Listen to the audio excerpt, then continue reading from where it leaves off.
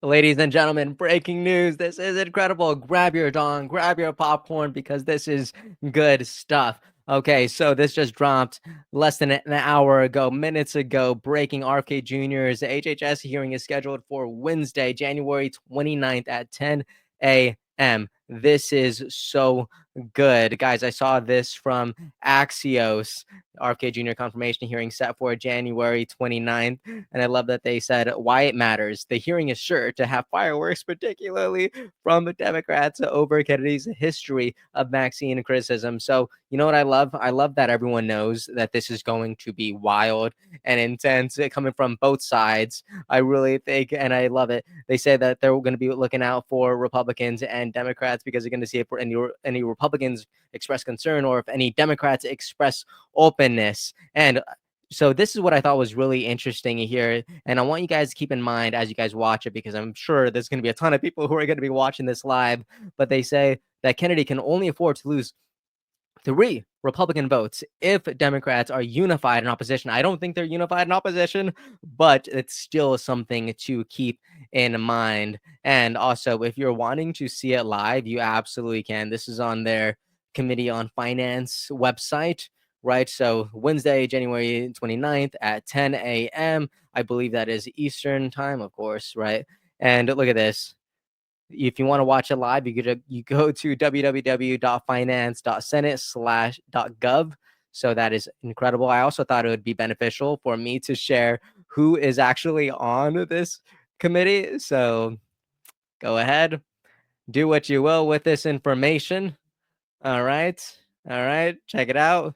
We got Warren, we got Sanders, a couple people here. All righty. So this is who we could expect to see next on the 29th. So that is good stuff. There's a couple other things I wanted to go ahead and go into. Also, real quick, guys, welcome back. If you watch the channel, if you like the conversations we have here, please go ahead and like and subscribe. Also, I'm playing with some new branding. I got this here. It's the Adam C. Moreno show, but a couple people didn't like the old design, so I wanted to bring this up. And I also took the media section and I blew it up to make it a little easier, because I'm imagining a lot of people kind of watch on their phone, and I'm like, okay, well, how could I make this the best possible experience for other people? And it's, let's make the media bigger, okay? Because I thought that was a good idea. Let me know what you think about it.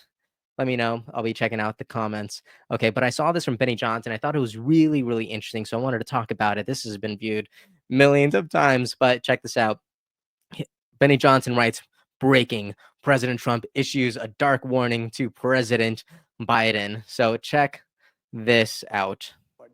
This guy went around giving everybody pardons. And you know, the funny thing, maybe the sad thing, is he didn't give himself a pardon. And if you look at it, it all had to do with him. But this guy went around.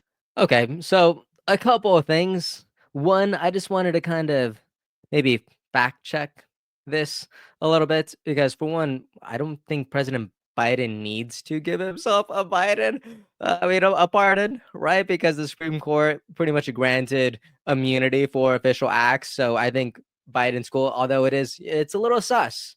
My guy pardoned Fauci. Fauci accepted it. He pardoned his family. They accepted it. It's a little suspicious, if you ask me. But nonetheless, is anything? Biden doesn't need to pardon himself. This is straight out of the Supreme Court. They write, "We conclude that under our constitutional structure of separated powers, the nature of presidential power requires that a former president have some immunity from criminal prosecution for official acts during his tenure in office, at least with respect to the president's exercise of his core constitutional powers. This immunity must be absolute." All right, so this immunity must be absolute. It's pretty intense. As for his remaining official acts, he is also entitled to immunity. At the current stage of proceedings in this case, however, we need not and do not decide whether that immunity must be absolute, or instead whether a presumptive immunity is sufficient. All right, so I think that pretty much kind of sums up what this is, and what President Trump was saying. And is it a dark warning? Not too sure, but nonetheless, I love that we are hearing from President Trump directly. I love it so much. I love the transparency. When was the last time President Biden sat down here? All right, I can only name a handful of times where President Biden sat down with the press, and it was pretty much off the cuff. I don't remember any time where it was completely unscripted, except for the debate, and we all saw how completely horrendous that was. So the fact that we have a president who could just, it was just so open and transparent, I love it. And it's not even just the president; it's pretty much everyone who's a part of this entire administration. I saw this today. White House Press Secretary Caroline Leavitt confirms that 1,500 U.S. troops are going to be dispatched to the southern border. Check this out. It's just a quick video, but nonetheless, like, look at how essentially informal this is, right? The press is just surrounding her, and she is just taking the heat. Some people can't take the heat. All right. But President Trump, Caroline, a lot of the other people into this administration, RFK Jr., we're going to see the heat come out next week. Like, I don't know. I love to see it. Okay, check this out. What is he doing this afternoon? I believe it was Reuters who broke the news that President Trump signed an executive order of 1,500 additional troops to the United States southern border. This comes off of his day one action, as I just talked about on Fox News, to direct the Department of Defense to make Homeland Security a core mission of the agency. This is something President Trump campaigned on. The American people have been waiting for such a time as this, for our Department of Defense to actually take Homeland Security seriously. This is a number one priority for the American people, and the president is already delivering. Can you Caroline, what will those troops be doing exactly?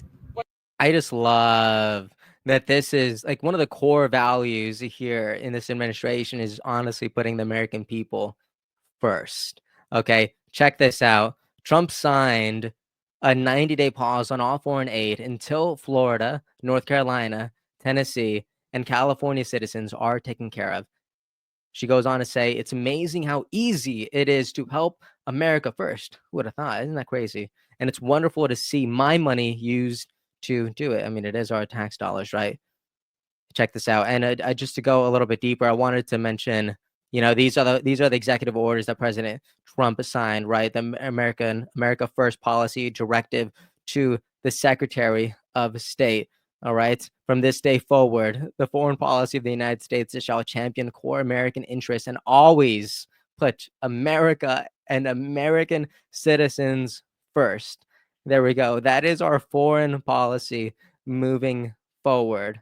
Okay, check this out. And this is another executive order signed on the first day, reevaluating and realigning United States foreign aid. Okay, check this out. The United States foreign aid industry and bureaucracy are not aligned with American interests and in many cases antithetical to American values. They serve to destabilize a world peace by promoting ideas in foreign countries that are directly inverse to harmonious and unstable relations internal to and among countries. Okay, so again, say what you will about all this stuff, but it is wonderful to see that people who are recovering from a devastating tragedy. Some tragedies are still going on in California. By the way, there was another fire that started just today, and it is heartbreaking to see.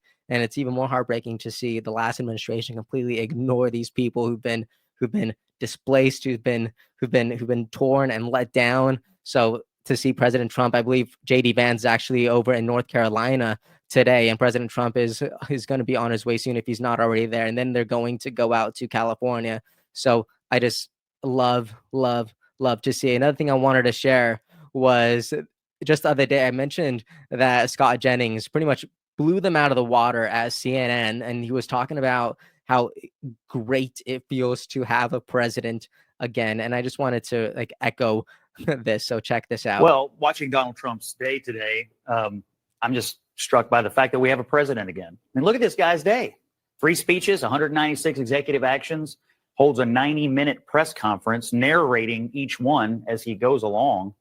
I mean, Joe Biden could not and would not offer the kind of transparency or vigor to the American people that we got here on day one from Trump. And tonight, Trump's going to throw on a tux and go to 3 balls. I mean, he's having an active day. I think it's going to be a massive amount of contrast here for a presidency like what we're going to see out of Trump and versus what we've had out of Biden. I was watching Trump today, and Van and I were talking earlier today, watching him walk down the hall of the Capitol, and the words that came to mind to me were gritty, resilient, determined, and audacious. There's not like a more perfect advertisement for the value of these qualities in modern America. I mean, you think about all the things that happened to him. I love it. But what do you think about all of this? All right, guys, that is gonna be a wrap. But I'd love to know what you thought about some of these quick hits, some of the most cultural, lively conversations that were at the center of attention today. For one, RFK Jr. has his hearing scheduled. This is incredible. I'm so excited to see this. Like the gears of the government turn slow, but man, things have been ramping up now that President Trump is back in office, and things just feel like they are happening. And what a good feeling. What a good feeling to think that our government is doing something, right? What a good feeling to think that like no time is being wasted. This is an idea that was just echoed by Elon Musk in a tweet. He was like, there's not going to be any more unwasted time. The time of the time wasted by government officials, the time wasted by government agencies, that is done, right? Obviously, he's talking about Doge, but still, this is really, really good stuff. Anyway, so let me know what you think about some of these conversations that we had, and I will see you all next time. Please make sure to like and subscribe. It really means the world to me. It really elevates the conversation, sends this all across the world, and sends it out to more people. And guys, I will see you all next time. Have a great, wonderful day. Episode's over already?